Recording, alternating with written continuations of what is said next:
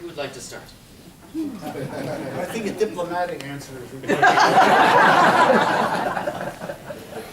Well, I don't have an answer, of course, and the questions I think stand for themselves very well and deserve a lot of contemplation. I doubt that you may come up with an answer tomorrow when you're thinking about this.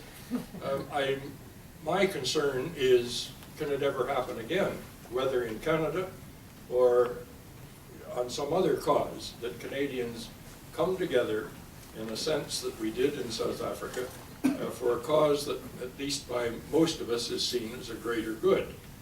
And I teach both at Carleton and Queen's, and have done for the last, 14 years. And I have discovered that the students, that these are graduate students, sometimes fourth-year students at NIPSIA and at Queen's, therefore interested in international affairs, that's why they're in my course, have changed their outlook very dramatically about what Canada should be doing outside the country and also within the country. There is no longer, they don't make no pretense, in fact, at thinking that they should be doing things, to put it sort of foolishly, for other people, my brother's keeper, my sister's keeper sort of thing. They're very practical. They want to get on with things that work, pragmatic. When I ask them why this shift has taken place, they say because we have to carve out a future for ourselves, or one that works. It's not easy to get jobs anymore. It's not easy to move out of our parents' house anymore. It's not easy to get launched on our career to stop being interns and do something else. So my concern is that has Canada seen its glory days of thinking that we are to build the so-called post-Second World War international order, multilateralism, our willingness to send peacekeepers, our willingness to participate in things, as I say, for what we perceive as a greater good abroad, has that all gone? One perhaps interesting thing that I was told just last fall here at NIPSIA by my class was that we should be spending much more time, money, and thought on Indigenous Canadians. So perhaps those who've raised that issue will find that our concerns switch from being abroad to Canada. Just a comment, thank you for the comment about the widening gap. I mean, I think increasingly people are looking at what's happening in the United States and the rise of racism, exacerbated by the widening gap. And if you look globally, and post-apartheid, the question of corruption and the question of the model of the old order being automatically translated, much of the kind of reinterpreting models of governance were inherited and taken on thinking they were, at least just automatically, as if they were going to work in a post-apartheid or post-racial period. I find myself deeply concerned about post-apartheid when I look at the United States 200 years later and racism, and I look at now 25, 30 years, Namibia, South Africa, Zimbabwe. The question of thinking that somehow these matters have been resolved, and you pointed out well by saying in Canada we have our own skeletons, and the question of coming to terms with it is not as painful and it is still in front of us.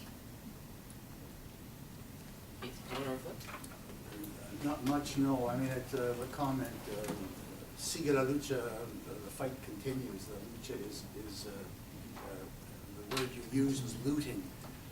How do you explain that? And of course, I think you explain it. You have a panel on this, by the way, tomorrow. I just looked at state capture, ANC decline, the left in crisis. And it's going to be a very interesting panel where I hope they will reflect on that. But I mean, it is not the case. Let me say this the other way. When the state is everything, and everything depends upon the state, the risk of corruption is by definition very, very high. Mm-hmm. The checks and balances that are needed, and I'm not referring to the American Constitution, are eroded terribly when the power of the state becomes almost absolute. Mm-hmm. And we've seen that in country after country after country. And you refer to the Berg report, I know that, but it's not, the state couldn't exit completely, as you well know, because the institutions weren't there to take up the responsibilities that the state had been given. So it's a slow, painful process to build that arrangement. The arrangements where you have civil society that's active, checks and balances, free press, all those things we talk about. And that's been absent from so many countries where we see that corruption continues unabated. And I don't know the answer to that, except continuing to persevere to try to build the institutional and I'll use the word checks and balances arrangement, so that those things can come to the fore and that you have adequate governance, if not good governance. The last thing I want to say, though, on this is I don't think we understand today all those factors that are driving the international order or disorder as it is. And I think this is an area where there is room for very serious scholarship now to try to sort out where we are going and what it's going to mean and what the pathways and options are. I just hope enough of that scholarship is being done, and it's being done on a timely basis so that we can use it. So that's all I would say. Thank you. Manfred, you want to come back on that? IDS always comes back on things, I tell you. They can't stop them. I was there for 8 years. No, I just wanted to say that I appreciate the responses very much. I just wanted to push a little harder in one direction, and Keith, your notion that excessive state control can be a problem, I totally accept, and I think history tells us that very clearly. But I think, and some of us have thought for some time, that isn't actually our biggest problem. Our biggest problem is at the other end of the spectrum, where states are increasingly incapable of fulfilling the functions that their citizens expect them to fulfill. Fair enough. And the neoliberal revolution that gathered pace through the 80s was part of that story.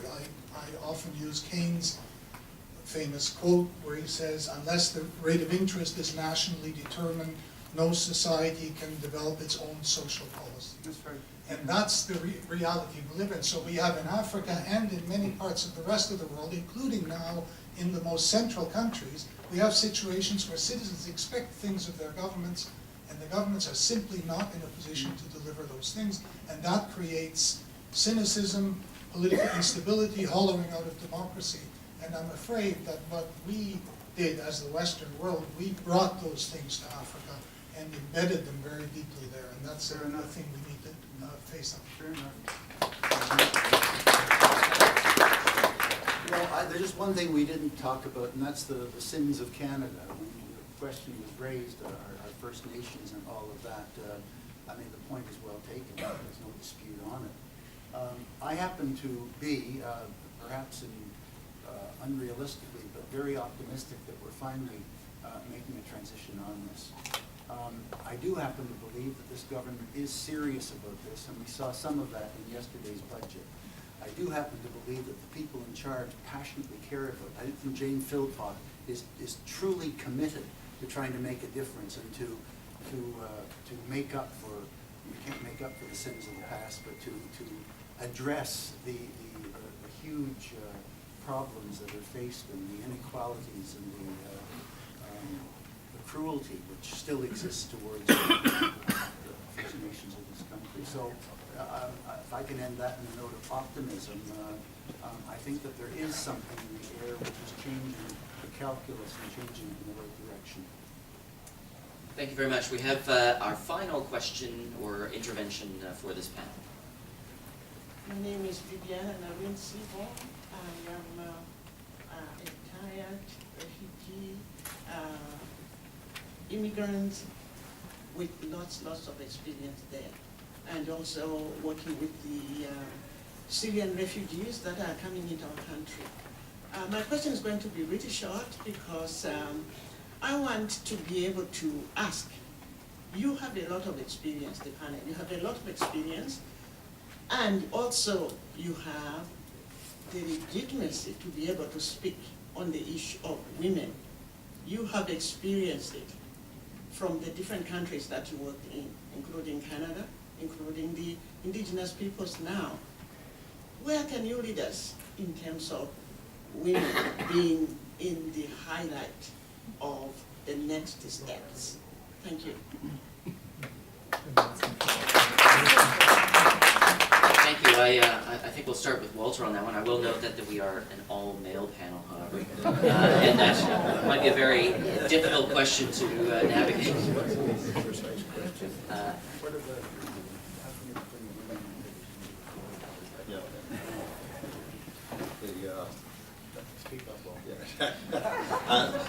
Last night I encountered Maureen O'Neill, who was my deputy minister when I was minister responsible for the status of women. And we reflected on the budget and the statement on women and said that in 1984, 5, 6, we were dealing with violence against women, equal pay for work, changes in the Indian Act and so on, and that it was a rehearsal of those things that were begun, and which a great deal hasn't been done. I notice in dealing with corporate social responsibilities and advising several companies in the times that I've been doing it, from all-male boards in one, they're now at 30% women on the board. In the senior staff in Toronto, they have now, in senior staff, they're up again to 30 from none. In the smelter in Tsumeb in Namibia, from totally white when I started, well, I was there before independence, but went from a total thing. The head is now a Namibian black. The head of research is a wonderful young woman. The head of environmental issues, a PhD in environmental studies, and the whole face of the administrative thing is changing under the rubric, and they're moving next week to Black Empowerment, which will be one of the first models there, deeply affected by the problems of Black empowerment in South Africa and the ripple effect over how to implement it. But they're hoping to announce next week the first of that relative to Canadian company owning, in that case, the smelter there. So it's slow and incremental, but slowly people are beginning to understand that there is more room, and I think some of the Nordic parliaments and others which have had many women in decision making begin to see more progressive the question of the gap, question of legitimate taxing over against the whole business of reducing taxes and having more expectation. So anyway. Colleagues, I think we'll end it there. We now have a bit of a break, but prior to ending the panel, I just would like to thank our panel members for their insights and for sparking such an interesting discussion. Thank you very much.